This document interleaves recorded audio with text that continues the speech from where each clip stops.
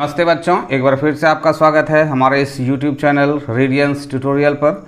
और आज हम फिर से आप लोगों के बीच लेके आए हैं जीव विज्ञान का ये कक्षा 9 का बिहार बोर्ड का जीव विज्ञान का ये अध्याय कोशिका जीवन की आधारभूत इकाई। इस अध्याय का ये दूसरा वीडियो क्लास होगा, ये दूसरा क्लास होगा। पहले वाले क्लास में यहाँ से आगे का हम लोगों ने अध्ययन कर लिया था। अब हम इस कार्यकलाप से आगे का अध्ययन आज के क्लास में करेंगे। उसके बाद फिर इसमें से और क्लासेस आएंगे। तो इससे पहले के क्लासेस को देखने के लिए और इसके बाद के क्लासेस को देखने के लिए आप हमारे प्लेलिस्ट में ज़रूर जाएं और वहाँ से जाके आप सीक्वेंस वाइज इस क्लास को, इस चैप्टर को, इस बुक को आप पढ़ पाएंगे, सीख पाएंगे। तो क्लास को स्टार्ट करते हैं। क्या है कि प्याज का एक छोटा टुकड़ा लें, इसके अतिरिक्त परतों को चिमटी की सहायता से उतारें। इन परतों के भीतरी सतह की ओर पतली एवं पारदर्शक झिल्ली दिखाई पड़ती है। जब आप प्याज को छीलते हैं तो एक मोटा सा छिलका निकलता है जिसको आप खाते हैं। उस मोटे छिलके के भीतरी भाग में एक बहुत ही सफ़ेद पतली सी परत होती है। जब आप उसको तोड़ के बारीक निकालेंगे तो वो निकलता है, उसी को निकालने कह रहा है। इस झिल्ली को वाच ग्लास में रखे जल में डाल दें। अब एक कांच का साफ स्लाइड लें। कांच का एक लंबा सा पतला सा पट्टी लेने कह रहा है। इसके मध्य में एक बूंद जल ड्रॉप की सहायता से डाल दें। वाच ग्लास में रखे झिल्ली के एक छोटे टुकड़े को चिमटी की सहायता से स्लाइड के जल पर रखें। शीशे का जो वो स्लाइड है उस पर जो आपने एक बूंद जल दिया उसके ऊपर उसको बारीक रखने कह रहा है। ध्यान रखें कि झिल्ली का टुकड़ा मुड़े नहीं, यानी बिल्कुल सीधी रहे। वो जो प्याज के अंदर से आपने पतली सी झिल्ली निकाला है उसको उस पर कह रहा है कि सही से रख देने के लिए। अब इस पर एक बूंद आयोडीन डालें। 2-3 मिनट के बाद स्लाइड को थोड़ा टेढ़ा कर जल मिश्रण आयोडीन को गिरा दें। वो जो आयोडीन डालने कहा गया था उसको अब कह रहा है टेढ़ा करके गिरा देने के लिए। अब झिल्ली के ऊपर एक बूंद ग्लिसरीन डाल सुई की सहायता से स्वच्छ कवर स्लिप को इस प्रकार ढकें कि इसमें वायु का बुलबुले न आने पाए। क्या कह रहा है कि वो जो कांच का स्लाइड है उस स्लाइड पर एक स्लिप को कह रहा है इस तरह से ढकने के लिए कि उसके अंदर जरा सा भी हवा ना हो। अब इस स्लाइड को माइक्रोस्कोप में कम शक्ति और अधिक शक्ति पर देखें। कम शक्ति 100 और अधिक शक्ति 450 पे। अब ये आपको एक सूक्ष्मदर्शी आपको दिखाई दे रहा है, आपके बुक में है। ये जो सूक्ष्मदर्शी होता है इसी पे इस जगह उसको रख के यहाँ से आँखों से इसको देखा जाता है। इसके देखने का पावर बढ़ाया जाता है, यानी आप ज्यों-ज्यों इसको घुमाएंगे त्यों-त्यों इसमें जो कुछ भी दिखने वाली चीज़ है उसके आकार को वो बड़ा करते जाता है। तो कह रहा है कि 100 गुना बड़ा करके या फिर 450 गुना बड़ा करके। ये जो 3 तरह के पाइप लगे होते हैं इसमें अलग अलग दूरी को बनाने के लिए, वस्तु के आकार को बड़ा छोटा करने के लिए इसमें व्यवस्थाएं होती है। क्या कैसे होता है आप स्कूल में, प्रयोगशाला में देखेंगे तो अच्छी तरह इसको समझ पाएंगे, सीख पाएंगे। लेकिन बुक में जो दिया है इसको थोड़ा सा सीखना समझना है। ये कह रहा है नेत्रिका लेंस, मतलब देखने वाली जगह जो है ये यही है। यहाँ से हम देखते हैं, यहाँ लेंस लगी हुई है। ये प्रारंभिक समायोजन है, यहाँ से उसका पहला कार्यक्रम शुरू होता है। जो कुछ भी लेंस वेंस लगाने का हो वो यहाँ से होता है। देह नलिका, ये पूरा का पूरा इसका बॉडी पार्ट है। सूक्ष्म समायोजन पेच, यहाँ पे छोटा बड़ा करने के लिए, सामंजस्य बनाने के लिए एक पेच लगा है। ऊपर नीचे करने के लिए एक पेच लगा है। जब आप इसको स्कूल में, प्रयोगशाला में देखेंगे तो अच्छी तरह से समझ पाएंगे। ये इसकी भुजा है जिसके सहारे ये टंगा हुआ है। ये अभिदर्शक है। यहाँ पे आप उस ऑब्जेक्ट को रखेंगे जिसको देखना है। और ऑब्जेक्ट क्या होगा? उस शीशे के स्लाइड पर जो आपने प्याज के छिलके को रखा उसको आप यहाँ पे रखेंगे और यहाँ से आप देखते हैं तो आपको वो कैसा दिखाई देता है। वो आपको आकृति 1.4 में जो दिख रहा है, क्या दिख रहा है? लग रहा है कि मधुमक्खी का छत्ता का बाहरी भाग दिखाई दे रहा है। इस तरह की आकृति उस प्याज के पतले छिलके के बहुत से छोटे हिस्से में से ये एक हिस्सा दिखाई दे रहा है। उसकी कोशिका का ये एक भाग है। उसके बाद क्या है? यहाँ पे घिरनी पेंच है, शग्राही है और फिर दर्पण है। यहाँ दर्पण लगे होते हैं, इससे इसका फोकल बनता है और फिर ये इसका आधार है। तो जब आप इस पर इस तरह से प्रयोग करेंगे तो आपको ये चीज़ दिखाई देगा। किस तरह से प्रयोग करना है कि प्याज के छिलके को पहले छीलना है, फिर उसको साफ पानी में धोना है, फिर उसको शीशे के स्लाइड पे रखना है, फिर उस पर क्या देना है? उस पर आयोडीन देना है, उसको आयोडीन को गिरा देना है, उसके बाद उस पर ग्लिसरीन देना है और तब फिर उसको 100 से 450 का पावर बढ़ा के तब उसको देखना है। तो वो इस तरह की आकृति दिखाई देगा। ये क्या है? ये प्याज के कोशिकाओं का ये झिल्ली का ये चित्र है। इसमें जो कोशिकाएं हैं वो है। तो समझिए कि कोशिकाएं कितनी छोटी होती हैं। अब क्या है? देखिए, एक स्वच्छ कांच के स्लाइड पर एक बूंद रक्त रखें। उसी तरह का एक कांच का स्लाइड कह रहा है, उस पर कह रहा है कि एक बूंद रक्त को रखें। एक दूसरे स्लाइड की मदद से रक्त को फैलाकर उसकी एक पतली परत बनाइए। क्या कह रहा है कि ये अगर शीशे की स्लाइड है, इस पे एक बूंद रक्त को रखने का रहा है और दूसरी स्लाइड से इसको इस तरह से घसीट देने के लिए कह रहा है। तो आप समझिए किस तरह से वो रक्त जो है इस स्लाइड में लग जाएगा। अब उस पर कह रहा है कि एक बूंद मैथिलीन ब्लू डालकर उसे एक कवर स्लिप से सुई की सहायता से धीरे धीरे इस प्रकार ढकें कि इसमें वायु के बुलबुले ना आने पाए। इसको माइक्रोस्कोप में कम शक्ति एवं उच्च शक्ति पर देखें। जब आप एक बूंद रक्त को, कौन सा वाला बूंद? जब सुई के निडल से जो एक बूंद निकलता है छोटा सा, उसको कह रहा है उस स्लाइड पर रखने के लिए और उसके बाद दूसरी स्लाइड से उसको ऐसे करके ऐसे घसने के लिए कहा गया ताकि वो पूरा का पूरा ब्लड उस शीशे के स्लाइड में लग जाए। अब उसको एक स्लिप से ढक के और तब कह रहा है कि उसको आप कम और अधिक माइक्रोस्कोप पर करके उसको आप देखें तो वो कैसा दिखाई देगा। देखिए आगे बुक में दिया हुआ है। अभी जो आपको ये आकृति दिखाई दे रही है ये उसी ब्लड का, मनुष्य की रक्त कोशिकाएं हैं। मनुष्य के रक्त की जो कोशिका है, अब आप समझिए कि एक शीशे के टुकड़े पे आपने रक्त को एक दूसरे शीशे से इस तरह से स्लाइड करके यहाँ से वहाँ उसमें सिर्फ मिला दिया। वो आपको सिर्फ एक लाल शीशा की तरह दिख रहा है, उसमें रक्त नहीं है, सिर्फ लाल शीशा दिख रहा है। उसको जब आप माइक्रोस्कोप पे कम और अधिक करके देखते हैं तो जब आप अधिक करते हैं तो उसकी ये कोशिकाएं दिखाई देती है। ये एक कोशिकाएं हैं, ये अनेक कोशिकाएं नहीं हैं, ये एक एक कोशिकाएं हैं।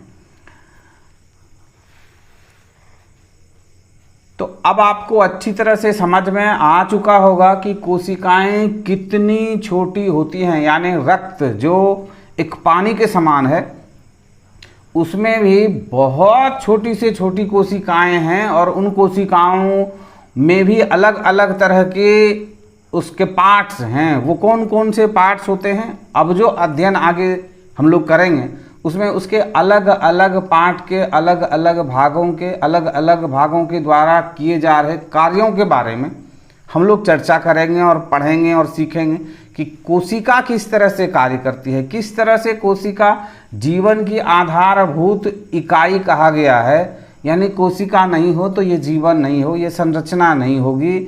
फिर ये हमारे द्वारा जो कार्य होता है, हम जो कुछ भी कार्य कर पाते हैं, ये सभी कार्यों को करने के लिए हमारी कोशिकाएं बहुत ही आवश्यक हैं।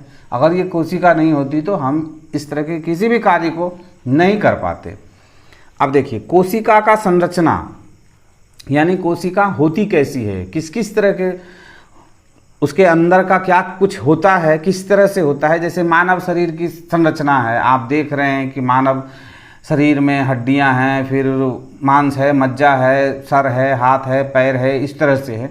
तो कोशिकाओं की भी संरचनाएं हैं। तो किस तरह की संरचनाएं हैं? कोशिका का निर्माण विभिन्न घटकों से होता है, यानी कोशिका के अंदर में भी उतनी छोटी चीज़ों में जिसको हम खुली आंखों से नहीं देख सकते हैं, माइक्रोस्कोप पे ही जब हम इसको 100 या 500 या फिर 1.5 लाख तक जब हम उसको अधिक करते हैं कि तब जाके उसको हम देख पाते हैं, उसकी सही संरचना को देख पाते हैं।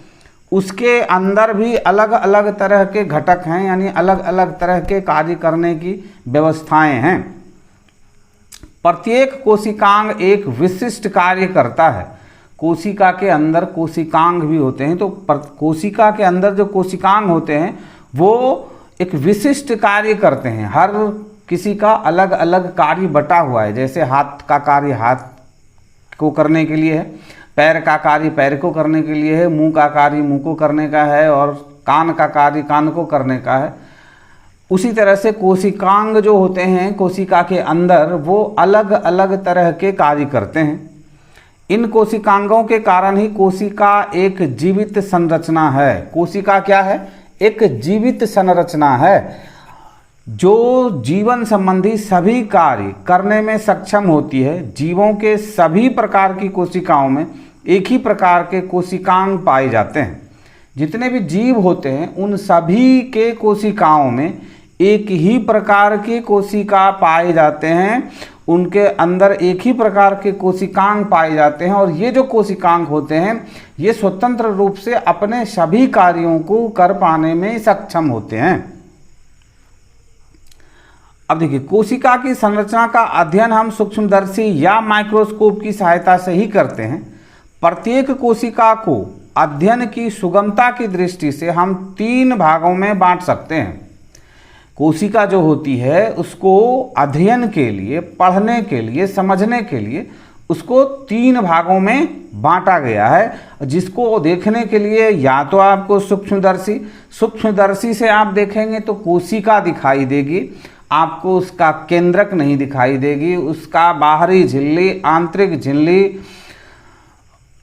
कोशिका भित्ति, प्लाज्मा झिल्ली, माइटोकॉन्ड्रिया, केंद्रक, क्रोमोसोम, गोल्जी, कोशिका द्रव्य, ये सारे चीज आपको नहीं दिखाई देंगे।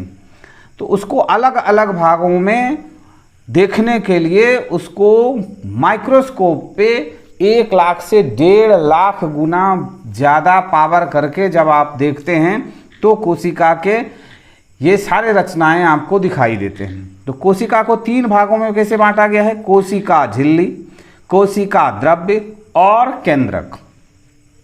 कोशिका झिल्ली किसको कहते हैं? कोशिका के बाहरी आवरण को कोशिका झिल्ली कहा जाता है। कोशिका केंद्रक किसको कहते हैं? हर एक कोशिका में जो इतनी छोटी है कि हम अपनी आंखों से नहीं देख सकते हैं, उसको माइक्रोस्कोप में 1 से 1.5 लाख गुना पावर बड़ा करने के बाद दिखाई देता है। उसके अंदर कोशिका द्रव्य होती है और उसके अंदर केंद्रक भी होता है। उस कोशिका के अंदर में एक केंद्रक भी होता है, जो केंद्रक एक कोशिका से दूसरे कोशिका में जब कोशिका का विभाजन होता है तो कोशिका के सभी गुणों को लेके एक केंद्रक से दूसरे केंद्रक में वो चला जाता है और दोनों कोशिकाएं समान रूप की रह जाती हैं। आगे जाएंगे तो आगे अध्ययन करेंगे। अब देखिए, अब यहाँ पे एक प्रारूपी जंतु कोशिका है। ए जो है ये जंतु कोशिका है और बी प्रारूपी पादप कोशिका है। पादप की कोशिका इस तरह की है और जंतु की कोशिका इस तरह की है। दोनों कोशिकाओं में बहुत सारी समानताएं पाई जाती है। क्या समानताएं हैं? देखिए, केंद्रक इसमें भी है, केंद्रक इसमें भी है, प्लाज्मा झिल्ली इसमें भी है, प्लाज्मा झिल्ली इसमें भी है, माइटोकॉन्ड्रिया इसमें भी है, माइटोकॉन्ड्रिया इसमें भी है, क्रोमोसोम इसमें भी है, क्रोमोसोम इसमें भी है, गोल्जी उपकरण इसमें भी हैं, कोशिका केंद्रक इसमें भी हैं, कोशिका द्रव्य इसमें भी है और कोशिका द्रव्य इसमें भी है। ग्लाइकोजिन कण इसमें है, इसमें ग्लाइकोजिन कण नहीं है। इसमें सेंट्रोसोम सेंट्रियोल के साथ हैं, इसमें नहीं है। इसमें स्टार्च के कण हैं, रसधानी हैं इसमें कोरोप्लास्ट है, टोनोप्लास्ट है। तो पादप में और जीवों में, कोशिकाओं में बहुत सारी समानताएं होती हैं और कुछ भिन्नता भी होती हैं, लेकिन बहुत सारी समानताएं हैं। अब देखिए, ये एक कोशिका है, किसी भी प्राणी का ये एक कोशिका है। ये ऐसी कोशिका है जिसको आप छोटी खुली आंखों से आप नहीं देख सकते हैं। उसके लिए आपको माइक्रोस्कोप चाहिए, तभी आप उसको देख पाएंगे 1 लाख 1.5 लाख पावर बढ़ाने के बाद। और तब वो आपको क्या दिखता है, एक छोटी कोशिका में केंद्रक भी है, माइटोकॉन्ड्रिया भी है, क्रोमोसोम है, गोल्जी उपकरण है, कोशिका द्रव्य। ये जो आपको गुलाबी कलर का ये जो दिख रहा है, ये इसके अंदर कोशिका द्रव्य है, ये तरल पदार्थ है। और ये जो छोटे छोटे आपको दिखाई दे रहे हैं, ये गोल्जी उपकरण है, और फिर माइटोकॉन्ड्रिया है, क्रोमोसोम, केंद्रक के अंदर में भी क्रोमोसोम होता है। तो किसका क्या काम है, इसको हम लोग आगे देखते हैं। कोशिका द्रव्य एक केंद्रक को सम्मिलित रूप से जीव द्रव्य या प्रोटोप्लाज्मा कहते हैं। कोशिका द्रव्य, कोशिका के अंदर जो आपको बताए कि गुलाबी कलर का जो वो द्रव्य है, उसको क्या कहते हैं, या तो आप उसको जीव द्रव्य कहेंगे या फिर उसको आप प्रोटोप्लाज्मा भी कह सकते हैं। तो केंद्रक और बाहरी झिल्ली, कोशिका झिल्ली और केंद्रक के बीच में जो द्रव्य होता है उसको क्या कहेंगे आप, जीव द्रव्य कहेंगे या फिर आप उसको प्रोटोप्लाज्मा कहेंगे। कोशिका झिल्ली या प्लाज्मा मेम्ब्रेन, कोशिका झिल्ली कहें या प्लाज्मा मेम्ब्रेन कहें, वो एक ही चीज़ है। प्रत्येक कोशिका के सबसे बाहर चारों ओर एक बहुत पतली, मुलायम और लचीली झिल्ली होती है, जिसे कोशिका झिल्ली या प्लाज्मा झिल्ली या प्लाज्मा मेम्ब्रेन कहते हैं। या आप इसको प्लाज्मा झिल्ली कह लीजिए, या इसको आप कोशिका झिल्ली कह दीजिए, या आप इसको प्लाज्मा मेम्ब्रेन कह दीजिए। यह झिल्ली जीवित और अर्धपारगम्य या सेमी परमिएबल होता है। अर्धपारगम्य का क्या मतलब होता है, कुछ वस्तुओं का लेना और कुछ वस्तुओं का फिर को बाहर कर देना। ये जो प्रक्रिया है इसको क्या कहते हैं, अर्धपारगम्य। अतः इसको चयनात्मक पारगम्य झिल्ली भी कहते हैं। तो ये जो कोशिका झिल्ली होती है, प्लाज्मा मेम्ब्रेन होता है, ये क्या करता है कि जो चीज़ इसको लगता है कि ये मेरे लिए सही है, वो उसको अपने अंदर आने देता है। जो इसको लगता है कि ये मेरे लिए सही नहीं है, वो अपने अंदर से उसको वो बाहर कर देता है। जिसकी उसको आवश्यकता खत्म हो लगती है कि ये अब आवश्यकता नहीं है मेरे लिए, तो वो वैसे पदार्थों को अपने से रिलीज कर देती है। तो इसको चयनात्मक पारगम्य झिल्ली भी कहते हैं। किसको, कोशिका झिल्ली या प्लाज्मा मेम्ब्रेन को चयनात्मक पारगम्य झिल्ली भी कहते हैं कि ये चीज़ों को चयन करके अपने अंदर समाहित करता है और अपने अंदर जो है उसको बाहर भी करता है। इसमें किसी भी प्रकार की स्थूलन नहीं पाया जाता है। इलेक्ट्रॉन सूक्ष्मदर्शी में यह एक दोहरी झिल्ली दिखाई पड़ती है, जिसमें बीच बीच में अनेक छिद्र मौजूद होते हैं। कोशिका झिल्ली लिपिड और प्रोटीन की बनी होती है। इसमें 2 परत प्रोटीन तथा इनके नीचे 1 परत लिपिड का रहता है। इनके निम्नलिखित कार्य हैं। ये जो कोशिका झिल्ली है, ये क्या होता है, लिपिड और प्रोटीन इन दोनों से बनी होती है कोशिका झिल्ली, और 2 परत प्रोटीन की होती है और 1 परत लिपिड की रहती है। और इनके कार्य क्या होते हैं, यह एक सीमित झिल्ली का कार्य करता है। यह कोशिका का एक निश्चित आकार बनाए रखने में सहायता करती है। कोशिका को उसके आकार में बनाए रखने के लिए कोशिका झिल्ली का बहुत बड़ा योगदान है। यह कोशिका को यांत्रिक सहारा प्रदान करती है, यानी अंदर से इसको बनाए रखने के लिए इसके अंदर की आकृति को सही ढंग से व्यवस्थित तरीके से रखने में ये कोशिका झिल्ली यानी प्लाज्मा मेम्ब्रेन जो है वो उसको सहायता प्रदान करती है। यह भिन्न भिन्न प्रकार के अणुओं को बाहर निकलने एवं अंदर आने में नियंत्रण करती है। क्या करती है ये कोशिका झिल्ली या प्लाज्मा मेम्ब्रेन? कुछ अणुओं को, जो छोटे छोटे टुकड़े हैं, उनको अपने अंदर आने में और फिर उनके अंदर जो है उनको बाहर निकलने में ये सहयोग प्रदान करते हैं। जंतु कोशिका में यह सीलिया, फ्लैजेला, माइक्रोविलिया आदि के निर्माण में सहायक है।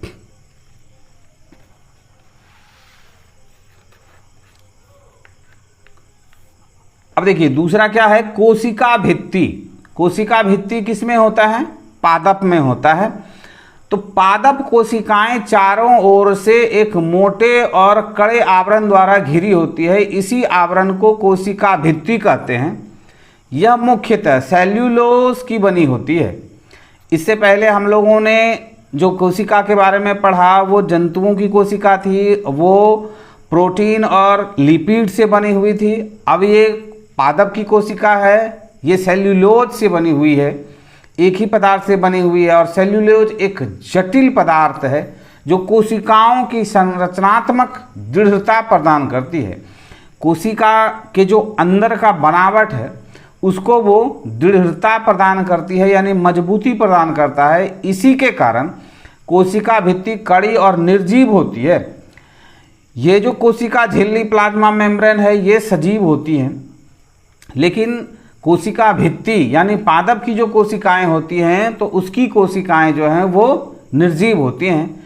इसमें विभिन्न प्रकार के स्थूलन मौजूद होते हैं तथा यह अर्धपारगम्य नहीं होती है, यानी इसके अंदर किसी का आना और किसी का इसके अंदर से रिलीज होना ये काम इसमें नहीं होता है। यह कोशिका को निश्चित रूप प्रदान करती है। तो ये कोशिका भित्ति जो है ये क्या होता है, कोशिका को एक निश्चित आकार प्रदान करती है। यह कोशिका को सुरक्षा और सहारा भी प्रदान करती है। यह कोशिका झिल्ली की रक्षा करता है। यह क्या करता है, कोशिका झिल्ली की भी रक्षा करता है। यह कोशिका को सूखने से बचाता भी है। ये इतने सारे कार्य करते हैं।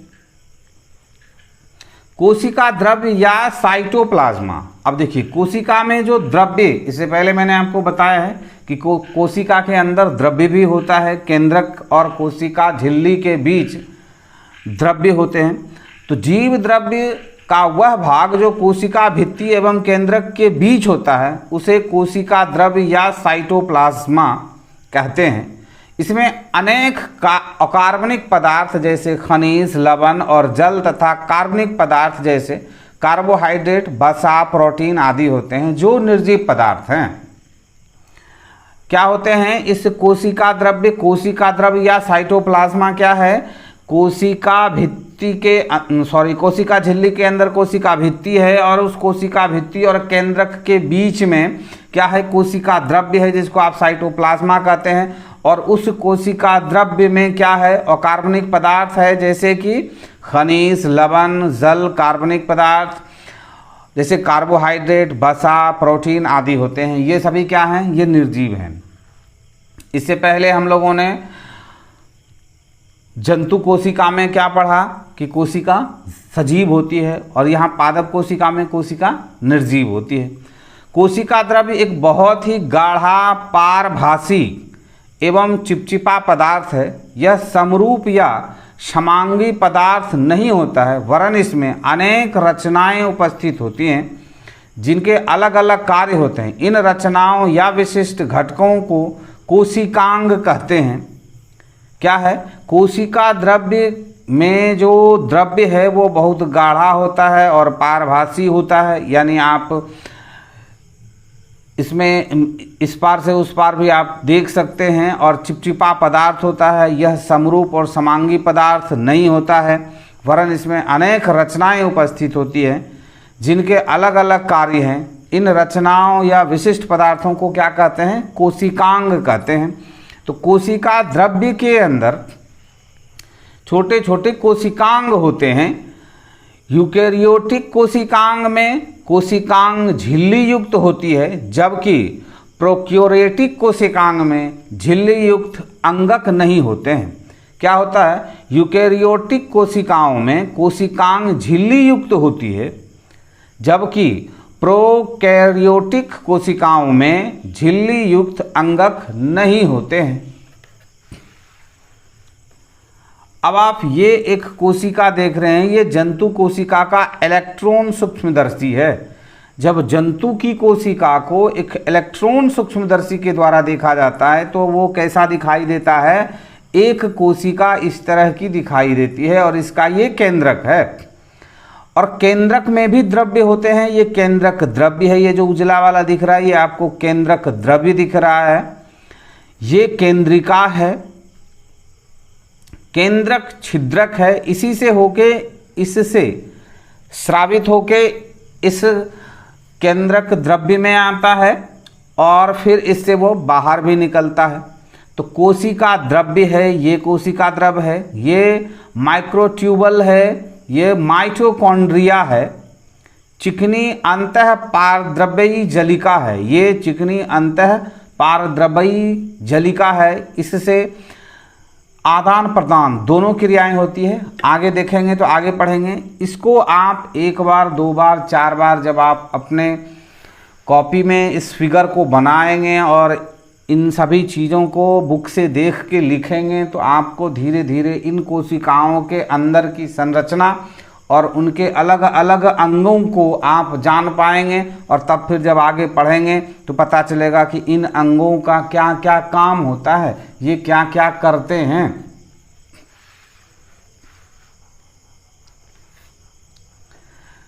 नेक्स्ट क्या है? देखिए, झिल्ली जीवों का एक आवश्यक हिस्सा है। झिल्ली जो है वो जीवों का एक आवश्यक हिस्सा होता है। वायरस में किसी प्रकार की झिल्ली नहीं होती है। वायरस में किसी प्रकार की झिल्ली नहीं होती है। इसी वजह से वायरस किसी में भी समा जाता है और वायरस में कोई भी समा जाता है। लेकिन ये जो झिल्ली होती है ये क्या करता है? जो चीज़ इसके लायक है उस चीज़ को अपने अंदर आने देता है और जो चीज़ इसके लायक नहीं है वो इसको अपने से बाहर कर देती है। इसके चलते इसमें सजीवों का लक्षण परिलक्षित नहीं होता है। किसमें? वायरस में। वायरस में झिल्ली नहीं होती है, इसलिए उसमें सजीवों की जो लक्षण है वो परिलक्षित नहीं होता है, मतलब वो दिखाई नहीं देता है। जब किसी जीवित कोशिका के अंदर प्रविष्ट करते हैं तो उनकी मशीनरी का उपयोग करते हैं एवं अपना बहुगुणन करते हैं। यानी सजीवों के शरीर के भीतर वायरस जीवित कोशिका की तरह कार्य करने लगते हैं। अब क्या होता है? देखिए कि ये जो वायरस है इसको झिल्ली नहीं होती है, यानी इसको कोशिका झिल्ली नहीं होता है, इसमें प्लाज्मा मेम्ब्रेन नहीं होता है। तो जब प्लाज्मा मेम्ब्रेन नहीं होता है तो फिर चयनात्मक पारिगम झिल्ली जिसको आप कहते हैं, जो अपने अंदर आने वाले चीज़ों को समझना और फिर अपने से बाहर चीज़ों को निकालना, ये दोनों काम वो करती है, वो नहीं होने के कारण जब ये मानव कोशिकाओं में प्रवेश कर जाता है, किसी कारणवश हमारा चयनात्मक झिल्ली जो है, चयनात्मक पारिगम झिल्ली जो है उसको नहीं समझ पाया और वो वायरस हमारी कोशिकाओं में प्रवेश कर गया। जिस तरह की आप अभी कोरोना वायरस से आप ग्रसित हैं, उसमें भी वही चीज़ होता है कि जब बहुत दिन कोरोना वायरस हमारे नाक में, हमारे गले में रहता है तो धीरे धीरे हमारी कोशिकाएं, हमारा चयनात्मक पारिगम झिल्ली जो है उसको अपने ज़रूरत का चीज़ समझ के उसको अपने अंदर समाहित कर लेती है। और जब वो अंदर चला जाता है तो फिर वो अपने बहुगुणन को एक्टिवेट करके सजीवों की तरह वो कार्य करने लगता है और फिर वो अपने गुण के हिसाब से हमारे साथ उल्टा कार्य करना शुरू करता है, जो हमारी कोशिकाएं नहीं करती है। हमारी कोशिकाओं को उसी चीज़ को वो करने के लिए प्रेरित करता है और फिर हम परेशान हो जाते हैं और इलाज नहीं होने से हमारी मृत्यु भी हो जाती है। ये एक साधारण सा जानकारी है। कोशिका अंगक या कोशिका द्रव्य में पाई जाने वाली रचनाएं विभिन्न प्रकार की उपापचयी क्रियाओं को दक्षता पूर्वक संपन्न करने के लिए कोशिका के भीतर कोशिका द्रव्य में अनेक अलग अलग प्रकार की छोटी छोटी रचनाएं बिखरी रहती हैं। आप देख पा रहे हैं कि ये चित्र 1.1 आपके पास बुक होगा, आप उसमें देखेंगे इसमें अलग अलग तरह के गोल्जी काय, सेंट्रोसोम, लाइसोसोम, तो केंद्रक छिद्दी, तो केंद्रक झिल्ली, तो साइबोसोम, दानेदार अंतःप्रद्रव्यी जलिका, ये सभी जो हैं ये अलग अलग तरह की हैं और इनकी रचनाएं अलग अलग तरह के हैं और ये अलग अलग तरह के कार्य करते हैं। ये रचनाएं यूकोरियोटिक कोशिकाओं में झिल्ली युक्त होती है। जो कोशिकाएं यूकेरियोटिक होती हैं उसमें ये झिल्ली युक्त होती हैं। इन्हीं छोटी छोटी संरचनाओं को कोशिका अंगक कहते हैं। ये जो छोटी छोटी रचनाएं आप देख रहे हैं एक कोशिका के अंदर बहुत सारा अलग अलग, वो कोशिका के अंगक हैं। इनमें बहुत सी रचनाएं साधारण प्रकाश सूक्ष्मदर्शी से या तो बिल्कुल नहीं दिखाई पड़ती या उनकी रचना का स्पष्ट ज्ञान नहीं होता। अनेक रचनाओं का रहस्य भेदन एवं विस्तृत ज्ञान हमको इलेक्ट्रॉन सूक्ष्मदर्शी की खोज के पश्चात ही प्राप्त हो पाया है। अच्छा से अच्छा प्रकाश सूक्ष्मदर्शी भी चीज़ों को अधिक से अधिक 2000 गुना बड़ा ही दिखा सकता है, परंतु इलेक्ट्रॉन सूक्ष्मदर्शी में चीज़ों को 1,80,000 गुना बड़ा करके दिखाने की क्षमता होती है। अब हम कोशिका द्रव्य में मौजूद विभिन्न रचनाओं जैसे अंतःप्रद्रव्यी जलिका, गोल्जी उपकरण, राइबोसोम, लाइसोसोम, माइटोकॉन्ड्रिया, प्लास्टिड या लवक, रसधानी आदि के बारे में अध्ययन करेंगे। तो क्या हुआ, कोशिका के अंदर कोशिका द्रव्य होते हैं और कोशिका द्रव्य के अंदर बीच बीच में बहुत सारे कोशिकांग होते हैं। ये जो कोशिकांग होते हैं इनका अलग अलग कार्य होता है और इन कोशिकांगों को देखने के लिए आप साधारण सूक्ष्मदर्शी या माइक्रोस्कोप से उसको आप नहीं देख सकते हैं। उसके लिए आपको इलेक्ट्रॉन सूक्ष्मदर्शी की आवश्यकता होती है, जिसपे आप किसी भी वस्तु को 1 से लेके 1 लाख से 1,80,000 गुना आप उसको बड़ा करते हैं, तब आप इन छोटी छोटी चीज़ों को यानी अंतःप्रद्रव्यी जलिका का क्या काम है, कैसा आकार है, गोल्जी उपकरण क्या है, राइबोसोम क्या है, लाइसोसोम क्या है, माइटोकॉन्ड्रिया किसको कहते हैं, प्लास्टिड या लवण या रसधानी आदि के बारे में अध्ययन कर पाएंगे। तो आज का ये क्लास हम यहाँ पे कंप्लीट करते हैं, यहीं पे द एंड करते हैं, क्योंकि क्लास बहुत बड़ा होने से आपको पढ़ने में भी परेशानी और हमको वीडियो लोड करने में भी प्रॉब्लम होता है। तो आज का ये क्लास 2 यहीं पे हम इसको द एंड करते हैं। इसके आगे हम मिलेंगे आपको इसके तीसरे अध्याय में। अगर आप तीसरा अध्याय देखना चाहते हैं या पहला अध्याय देखना चाहते हैं तो आपसे हमारा रिक्वेस्ट है कि आप हमारे प्लेलिस्ट में जाएं, वहाँ से आप कक्षा 9 का जीव विज्ञान का प्लेलिस्ट देखेंगे, उसमें आपको सीक्वेंस वाइज वीडियोस मिलेंगे। तो वहाँ से आप जाके उसको देखें और सीखें।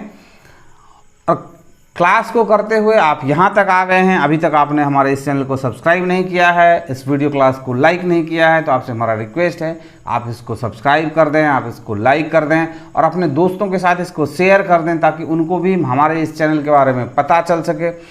और अगर आपको इस चैप्टर को समझने में किसी भी तरह का कुछ और प्रॉब्लम हो तो आप हमें कमेंट्स बॉक्स में कमेंट्स करके ज़रूर बताएं, या फिर आपको ये क्लास कैसा लगा ये भी आप कमेंट्स बॉक्स में कमेंट्स करके ज़रूर बताएं। तो मिलते हैं हम इसके अगले क्लास में।